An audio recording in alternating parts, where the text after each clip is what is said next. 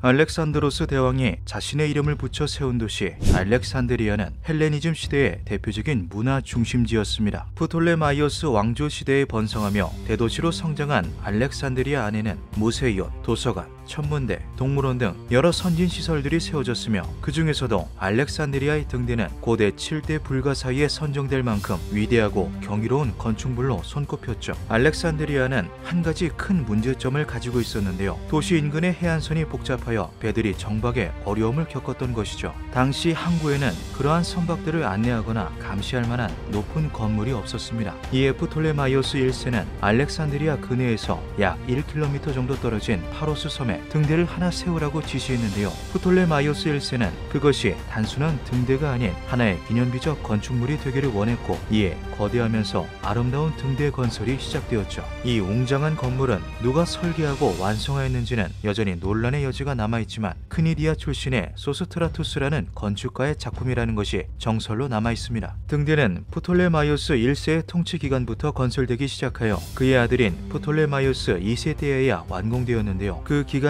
짧게는 12년, 길게는 20년 정도였을 거라고 추측되고 있죠. 고대 문헌과 자료에 따르면 등대는 하얀색의 대리석으로만 지어졌으며 높이는 무려 135m에 이르렀다고 합니다. 해수면 위 7m 높이의 기단 위에 3층 구조로 건설된 등대는 각 층마다 완벽에 가까운 정교한 비율로 설계되었는데요. 견고하게 지어진 덕에 거친 파도와 바람을 맞으면서도 무려 1500년간 자리에 서 있을 수 있었죠. 등대의 맨 꼭대기 네 모서리에는 그리스 신화에 나오는 반인 반어의 해신 트리톤을 비롯하여 제우스, 포세이돈과 같은 신상이 항구를 굽어보는 형태로 자리했을 거라고 추측되고 있습니다. 내부에는 불을 밝힐 연료를 나르기 위한 나선형 계단이 존재했으며 불빛이 나오는 부분에는 커다란 거울 반사경과 화로가 설치되어 있었다고 하는데요. 낮에는 햇빛을 반사시키고 밤에는 불을 태워 길 잃은 배들의 길잡이가 되어주었죠. 거대했던 등대의 크기만큼 반사경 또한 매우 커서 해안에서 최대 56km 떨어진 곳에서도 그 불빛을 육안으로 확인할 수 있었다고 합니다. 학자들은 그 시대의 기술로 어떻게 그러한 위력의 반사경을 만들 수 있었는지 연구하였는데요. 고강태 금속으로 만들어졌다, 은색 유리로 만들어졌다 등 다양한 의견들이 나왔지만 명확히 밝혀진 사실은 없었죠. 반사경에 태양 광선을 집중시켜 적선의 시야를 방해하고 배를 태우는 데 쓰였다. 굴절 거울을 사용해 멀리 떨어진 물체를 확대하는 일종의 망원경 역할을 하였다는 이야기도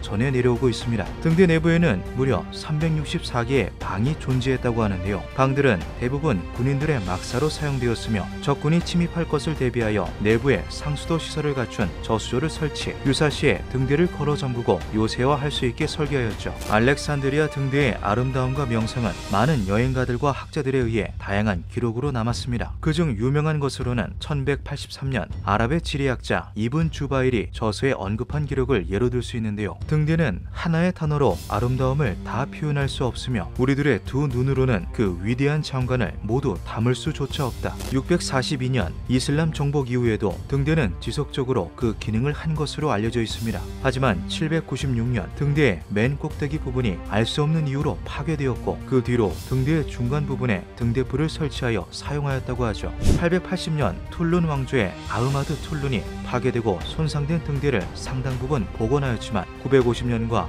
956년 두 번에 걸친 지진으로 인해 외벽에 큰 금이 가게 됩니다. 등대의 높이가 워낙 높다 보니 손상으로 인해 불안정해진 등대의 일부분을 철거할 수밖에 없었고 이로 인해 높이가 22m나 줄어버려 온전한 등대로서의 기능을 상실하고 말았죠. 이후 알렉산드리아 등대는 감시탑으로서 그 명맥을 이어나갔습니다. 높이가 줄고 등대불을 밝히기도 어려웠지만 해안의 선박들을 살피기에는 최적의 마천루였기 때문이죠. 하지만 1303년과 1323년 발생한 대지진으로 인해 등대는 반파가 될 정도로 큰 피해를 입게 됩니다. 모로코의 유명한 탐험가 바투타는 1325년 알렉산드리아에 방문해 이러한 기록을 남기기도 하였죠. 등대의 한쪽 벽은 이미 무너져 버렸다. 문 앞에는 나무판을 하나 가로질러 놓았는데 허름하기 짝이 없었다. 이후 바투타는 1394년 알렉산드리아에 다시 방문하여 등대를 찾았지만 등대는 완전히 무너져 있는 상태였으며 잔해만 초라하게 남아있었다고 전하였습니다. 그렇게 86년이라는 세월이 더 흐른 1480년 이집트의 술탄 카이트베이가 남아있던 등대의 잔해를 요새 프랑스의 건설에 가져다 쓰면서 등대는 지상에서 완전히 자취를 감추고 말았죠. 이후 등대는 하나의 전설이 되어 각종 문헌을 통해 전해져 내려왔습니다. 더 이상 실물을 접할 수는 없었지만 프톨레마이오스 1세의 바람대로 기념비적 건축물이 되어 각국의 역사가들에 의해 기록되었죠. 1968년 알렉산드리아에서 발굴 작업을 진행하던 고고학자들이 항구 인근에서 등대의 잔해 일부로 보이는 흔적을 발견합니다. 하지만 발굴 지역이 군사 지역으로 지정되어 있던 곳이라 발굴은 잠정 중단되어 버리고 말았는데요. 이후 1994년 발굴이 다시 재개되었고 프랑스의 고고학자 장이브 알페레는 알렉산드리아 동쪽 항구 해저에서 등대의 무너진 기둥과 벽의 잔해를 찾아내는 데 성공하였죠. 이후 집중 조사가 시작되었고 발굴팀은 수백 점에 달하는 유물들을 추가로 발견하였습니다. 이 중 34점의 유물이 인양되었으며